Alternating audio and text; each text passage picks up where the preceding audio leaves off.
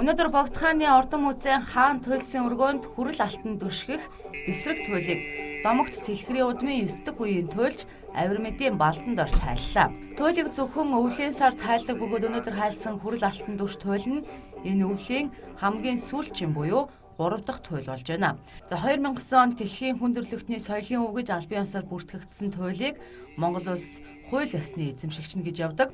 За тэгвэл энэ хууль ёсны эзэмшигчийн хувьд туйлаа хойч үедээ залгамжлуулан үлдээхийн тулд ийхүү жил бүр хайлж баримтжуулан хадгалдаг юм а.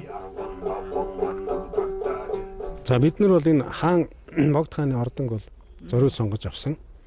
Туйланд бол ерөөсө хаад тэнгэр язгуурт ийм хүмүүсийн тухай өгүүлдэг. Богд баатруудын тухай, тэдний явдал мөр замын тухай өгүүлдэг.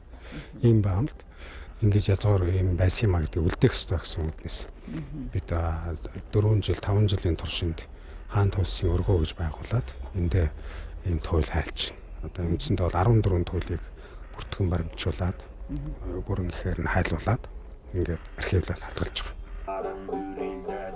Туйл хайлах үед хамттан мөн цуур хөгжим тоглодог. За туйл цуур хоёр саршгүй холбоотой гэсэн юм а.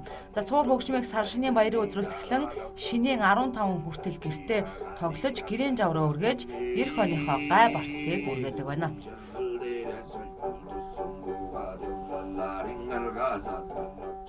Цагаан сарын өмнө бол монголчуудаа ялангуяа тэр алтан уурхачд болохоор туйлаа хайлж цуураа тоглож бүх тэр жилийн гай барцыг зайлуулж арилгаад дараа жилдээ одоо ол зомогтой ин хамоолн төрн төвшин ийм байхын төлөө бол энийг бол 3-4 өдөр ялдаг. Богдхааны ордон музейд туйл хайлж эхэлснээс хойш үзгээр ирсэн үзэгчтэй бүгдийг нь бүртгэлжүүлжээ. За энэ бүртгэлээс харахад жил бүр хайлдаг бүрэн хэмжээний туйлыг өнгөрсөн хугацаанд гадна дотны 1000 гаруй хүн үзэж сонирхсноос гадна байнгын үзэгчдэж болсон байна. Түүнчлэн жил ирэх тусам үзэгчдийн тоо нэмэгдэж байгаа нь дэлхийд ганц соёлын бийт бус өвөө хойч үедээ өглөөлөн үлдээхэд ихээхэн ач холбогдолтой гэсэн юм а. Тод мэдэн дуянга анх 2.